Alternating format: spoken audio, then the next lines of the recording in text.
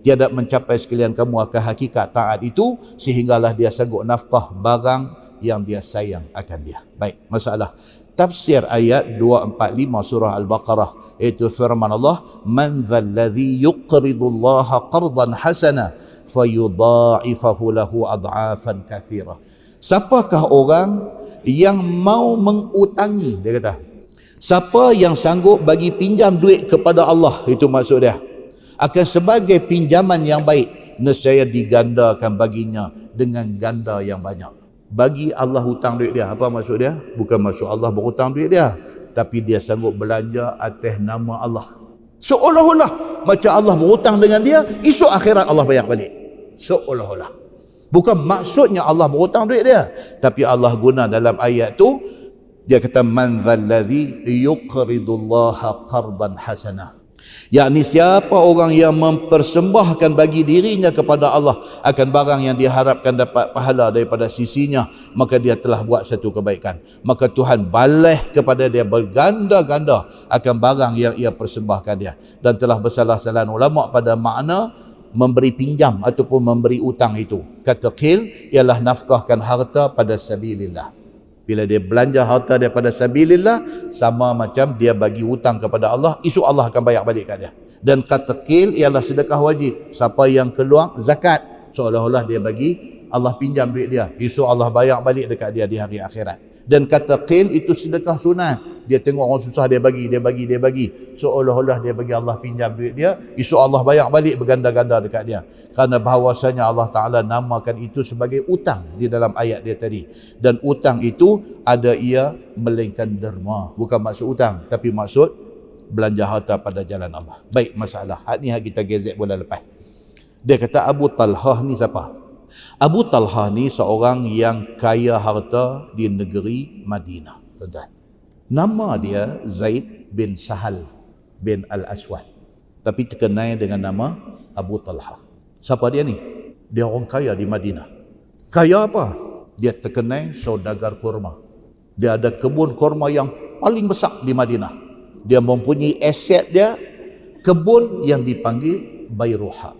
Baik, dia ni bila Nabi hijrah daripada Mekah mai ke Madinah, dia orang Madinah. Dia asal daripada suku Khazraj yang kemudian dia dipanggil Ansar.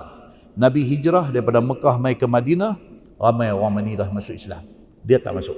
Ni Abu Talhah ni, Nabi hijrah daripada Mekah mai ke Madinah, orang pakat pergi sambut tu di pintu sempadan Madinah tu.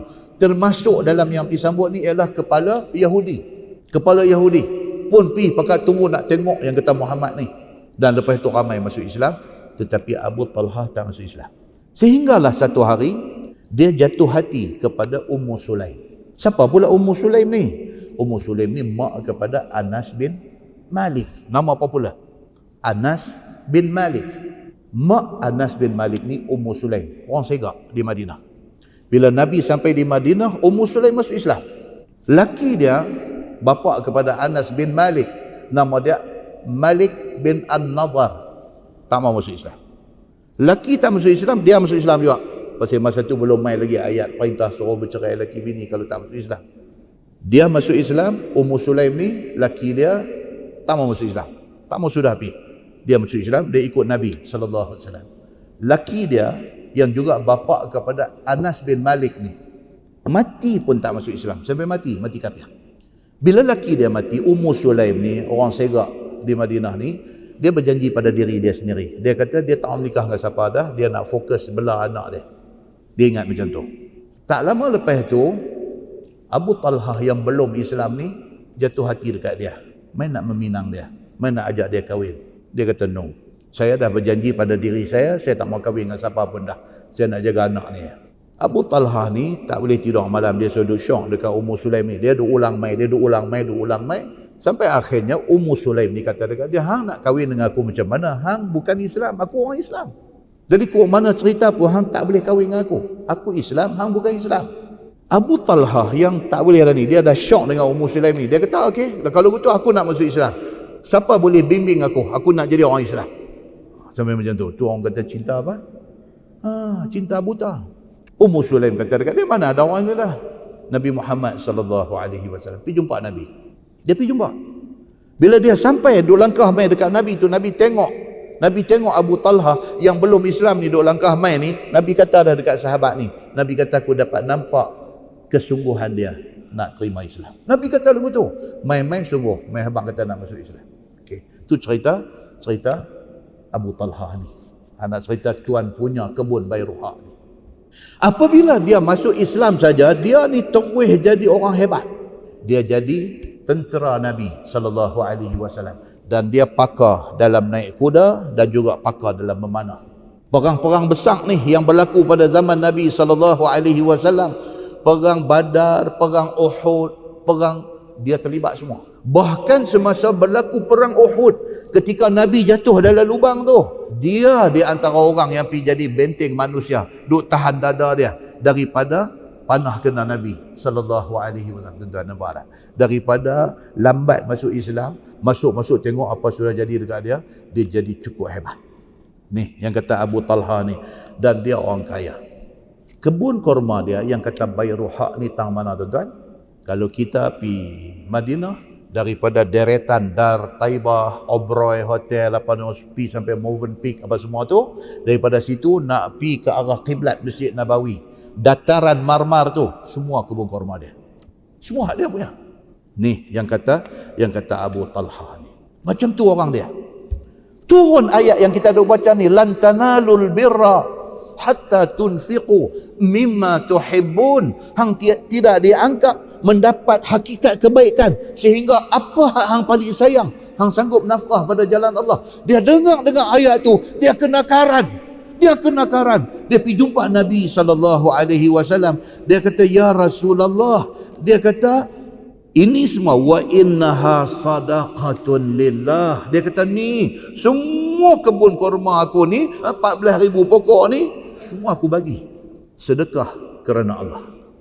Ni yang kata Abu Talha orang hebat ni, sampai macam tu sekali. Hebatnya yang dikatakan Bairuha ni apa dia? Pasal tempat dia strategik. Tempat dia paling strategik. Dia duduk betul-betul di halaman Masjid Nabawi. Nak pergi masjid tu lintas kebun dia. Satu. Yang kedua, yang dikatakan kebun kurma Bairuha ni ada telaga pula dalam tu. Dan telaga tu, telaga yang merupakan suplai air yang paling sedap di atas bumi Madinah. Sehingga Nabi SAW tiap-tiap hari Nabi akan masuk dalam kebun kurma tu, pergi minum air dia. Benda ni dicatatkan di dalam hadis Nabi SAW. Bila turun ayat tadi, Abu Talha pula ingat pula ni kebun kurma Nabi suka. Dalam tu pula ada telaga hak Nabi suka. Dia tak nak cakap banyak. Dia pergi jumpa Nabi SAW. Dia terus kata, ya Rasulullah, wa innaha sadaqatun lillah. Aku sedekah semua ni kerana Allah. Nabi SAW dengar macam tu, Nabi SAW kata apa? Zalika malun rabih. Nabi kata, oi, dia kata Abu Talha, ini harta yang sangat menguntungkan. Ni kalau nak jual ni, anytime ready buyer dah. Ni hang nak bagi dengan nama Allah, hang nak bagi sedekah ni, biar betul. Itu maksud dia. Nabi kata biar betul ni, nak bagi ni, nak sedekah kerana Allah. Nabi SAW kata, zalika malun rabih. Ini harta yang sangat menguntungkan. Dia jawab balik dekat Nabi, dia kata apa? Dia kata, aku mengharapkan ini menjadi pahala dan simpanan aku di akhirat esok. Dia bulat hati, dia bagi. Nabi kata, lah macam ni lah Abu Talha. Balik pergi tengok adik-beradik hang, kalau ada yang susah ke apakah, hang bedak-bedak kebun kurma ni, bagi dekat mereka seorang sikit. Bagi dekat mereka seorang sikit. Dia kata, kalau itu yang Tuan kata, saya ikut saja. Yang penting bukan hak saya. Saya bagi dekat orang. Dalam sejarah Madinah dia tulis apa? Dia bagi kepada 70 orang adik-beradik dia. Tiap-tiap seorang dia bagi 200 pokok. Jadi berapa jumlah? 14,000 pokok. Dia bagi lagu tu aja kepada semua adik-beradik dia. Ini yang dikatakan kebun kurma Bairuha, kepunyaan Abi Talha. Cuba kita baca cerita dia. Dia kata Abu Talha seorang sahabat Nabi SAW yang kaya harta. Dan dia ni orang Madinah. Telah berkata seorang sahabat Nabi SAW lagi khadamnya, iaitu Anas bin Malik radhiyallahu anhu. Anas ni siapa dia? Anak tiri dia. Pasal Abu Talha kahwin dengan Ummu Sulaim mak Anas. Anas ni jadi anak tiri dia. Adalah seorang sahabat Nabi SAW, nama dia Abu Talha. Ialah seorang daripada kaum Ansar yang banyak harta. Dan adalah harta yang amat dia sayang ialah kebun kurma Bairuha. Letaknya kebun kurma itu di sebelah kiblat Masjid Nabawi di Madinah. Kalau kita pergi hari ini tuan-tuan, kita mai daripada arah masjid, daripada Hotel Dar Taibah, Malaysia banyak duduk belah ni. Kita duduk nak pergi masjid tu, duduk lintas dataran tu, atas bumbung masjid kita nampak kubah biru kecil-kecil, ada 5 biji kubah biru. Kita pergi rapat ke belah kiri, pintu masuk Masjid Nabawi, nama pintu King Fahad, Al-Malik Fahad punya pintu. Masuk kot tu. Daripada pintu masuk tu lebih kurang dalam 15 meter macam tu ya. Di situlah lokasi telaga yang kata telaga kesukaan Nabi sallallahu alaihi wasallam. Kerajaan Saudi dia buat bulat tiga circle atas lantai. Tapi dia tutup dengan kapet. Kalau kita pergi, kita selak kapet tu nampak dia ada 3 circle bulat tu. Sebagai tanda di situlah dulunya telaga yang Nabi paling suka. Hari-hari Nabi pergi duduk minum air dia. Kita duduk lintas nak pergi tu, nak pergi Masjid Nabawi tu, kita mau ingat ini semua dulu kebun kurma Abu Talha dulu.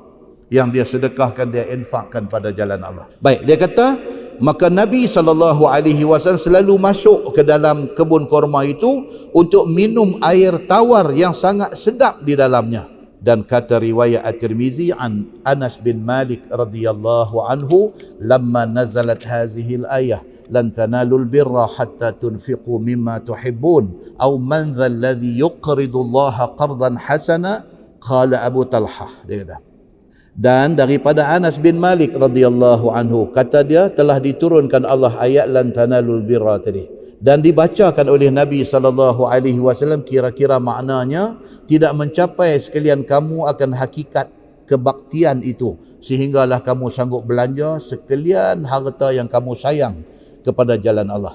Dan juga firman Allah dalam ayat lain, siapa yang sanggup memberi pinjam kepada Allah dengan pinjaman yang baik, maka apabila turun firman yang demikian itu, Abu Talha kata kepada Nabi SAW, ya Rasulullah, bahwasanya Allah sebut dalam Quran tidak mencapai kebaikan yang sebenar sehinggalah seorang sanggup nafkahkan harta yang dia paling sayang. Sesungguhnya ada pada aku kebun yang amat aku sayang, iaitu kebun Bairuha. Sesungguhnya aku jadikan ia wakaf kerana Allah. Tu cerita dalam hadis itu. Baik, masalah dia kata, Abu Talha mewakafkan kebun itu kepada family kerabat dia. Kata Abu Talha, telah hamba jadikan kebun hamba yang hamba sayang itu wakaf kerana Allah. Hamba harap pahalanya menjadi pertaruhan di sisi Allah. Harap aku mati esok, pahala domai kat aku. Maka diletakkan akan dia. Maka letakkanlah akan dia, ya Rasulullah, kepada siapa yang Tuhan mahu. Dia kata dekat Nabi, aku wakaf benda ni. Terpulang dekat Nabi lah, nak bagi dekat siapa-siapa pun. Dia kata kebun kurma ni.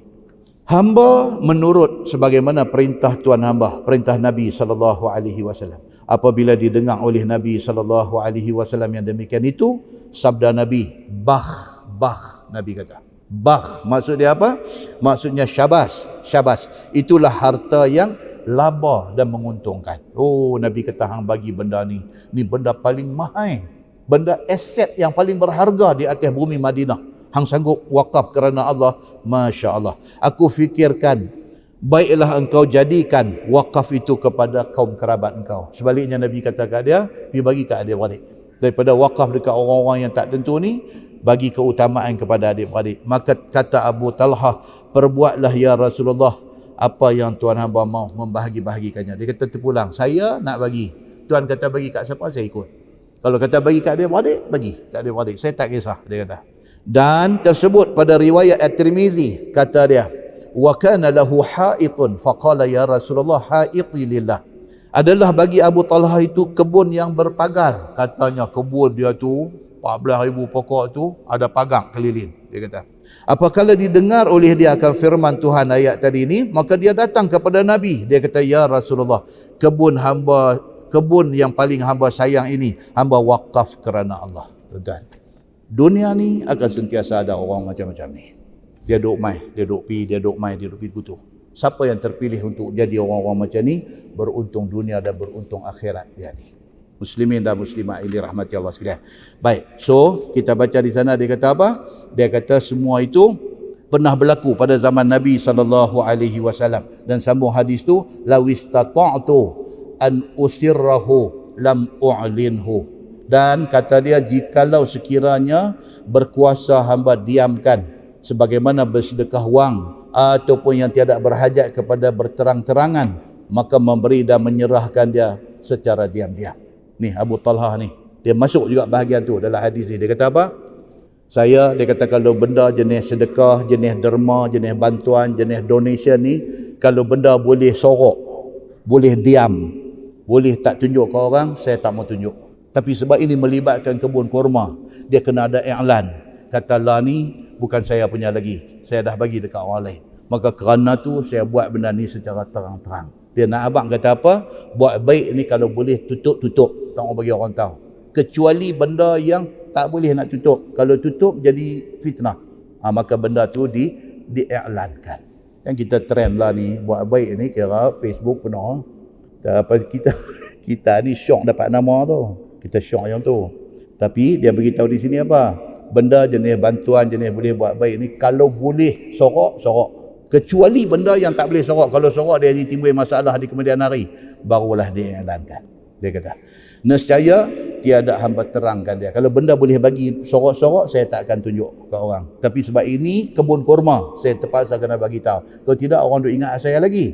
Sedangkan saya dah bagi, saya dah bahagi-bahagikan kepada adik-beradik saya. Dan hamba sembunyikan sedekah kalau boleh. Tetapi dengan kerana ia tanah kebun yang berhajat kepada serah dan tukang nama dengan tuan baru yang terang-terang. Dia kata, maka inilah hamba tunjuk terang-terang benda ni, iaitu hamba wakafkan kebun 14,000 pokok ni kerana Allah. Maka serahlah akan dia kepada siapa yang mustahak, atau perbuatlah sebagaimana fikir tuan hamba.